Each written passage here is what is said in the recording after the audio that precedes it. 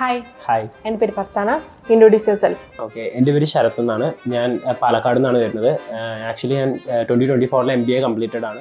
MBA കഴിഞ്ഞിട്ട് എന്താ ചെയ്തത്? MBA കഴിഞ്ഞിട്ട് ഞാനൊരു കമ്പനിയിൽ വർക്ക് ചെയ്യുമായിരുന്നു. ആക്ച്വലി ഞാൻ MBA എടുത്തത് ബിസിനസ് അനലിറ്റിക്സ് ആയിരുന്നു, സ്പെഷ്യലൈസേഷൻ ഉണ്ടായിരുന്നു. പക്ഷേ അവിടെ നമുക്ക് തിയററ്റിക്കൽ സ്റ്റഡി ആയിരുന്നു ഉണ്ടായിരുന്നു. പക്ഷേ എനിക്ക് ടൂൾസും കാര്യങ്ങളും കുറച്ചും കൂടെ അറിയണമെന്നുള്ളൊരു ഇതുണ്ടായിരുന്നു. പക്ഷേ എന്നാലും എനിക്ക് പ്ലേസ്മെൻറ്റ് കോളേജിൽ നിന്ന് കിട്ടിയിട്ടുണ്ടായിരുന്നത് ഒരു സെയിൽസ് ഡിപ്പാർട്ട്മെൻറ്റിലായിട്ടുള്ള ഒരു കമ്പനിയിലായിരുന്നു.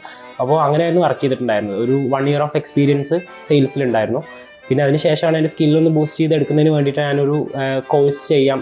ഡാറ്റ അനലിസ്റ്റിൽ ഇപ്പോൾ ഒരുപാട് കരിയർ ഗ്രോത്ത് ഉള്ളൊരു ഫീൽഡാണ് ഡാറ്റ അനലിറ്റിക്സ് എന്ന് പറയുമ്പോൾ. അപ്പോൾ അതുകൊണ്ട് ഞാൻ ആ ഒരു ഫീൽഡിലേക്ക് എൻ്റർ ചെയ്യാൻ വേണ്ടിയിട്ടാണ് ഞാൻ ഈ ഒരു കോഴ്സ് തിരഞ്ഞെടുത്തത്.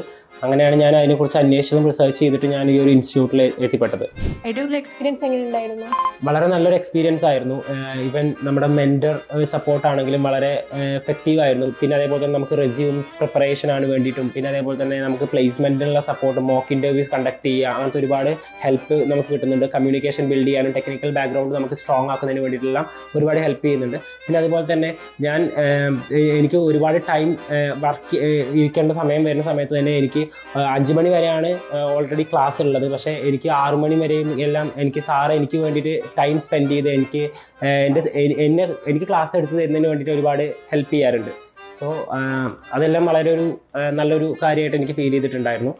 നല്ലൊരു എക്സ്പീരിയൻസ് തന്നെ ആയിരുന്നു. ഇനിയിപ്പോൾ സാറിൻ്റെ കാര്യം പറയുകയാണെങ്കിലും മെൻറ്റർ എന്ന് പറയുമ്പോൾ വളരെ നമുക്കൊരു നമുക്ക് ഒരു നമ്മുടെ ബാക്ക്ഗ്രൗണ്ട് നമ്മുടെ ഇത് മാത്രം നോക്കിയിട്ടല്ല, നമ്മുടെ പേഴ്സണലി നമ്മൾക്ക് ഒരുപാട് സജഷൻസ് ആണെങ്കിലും ഏത് കമ്പനി ചൂസ് ചെയ്യണമെന്നാണെങ്കിലും ഏത് കമ്പനിയിൽ എന്തൊക്കെ സ്കില്ല് വേണമെന്നുണ്ടെങ്കിലും നമുക്ക് ആ സ്കില്ലിന് വേണ്ടിയിട്ടുള്ള നമുക്ക് ഈവൻ ഔട്ട് ഓഫ് സിലബസ് വരെ നമുക്ക് അവർ ടീച്ച് ചെയ്ത് തരാനുള്ള ഒരു ഇത് കാണിക്കുന്നുണ്ട്. അപ്പോൾ അതെല്ലാം വളരെ ഇൻട്രസ്റ്റിംഗ് ആണ്.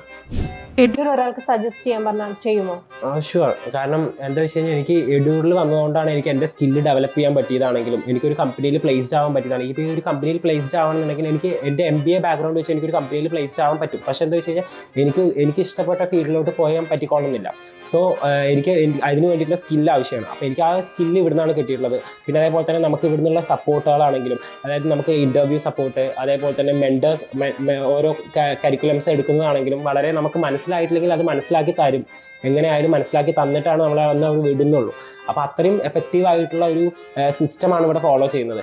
സോ അതുകൊണ്ട് തന്നെ ഏതൊരു സ്റ്റുഡൻറ്റിനും ഒരു ടെക്നിക്കൽ ഫീൽഡിലേക്ക് പോകാൻ ആഗ്രഹിക്കുന്ന ഏതൊരു സ്റ്റുഡൻറ്റിനും അവരുടെ സ്കിൽ ഡെവലപ്പ് ചെയ്യാൻ വേണ്ടിയിട്ട് എഡ്യൂർ ഒരു ബെസ്റ്റ് ഓപ്ഷൻ തന്നെ ആയിരിക്കും. സോ ഞാൻ എന്തായാലും അത് സജസ്റ്റ് ചെയ്യുന്നതായിരിക്കും. അപ്പോൾ wish you all the best. Thank you.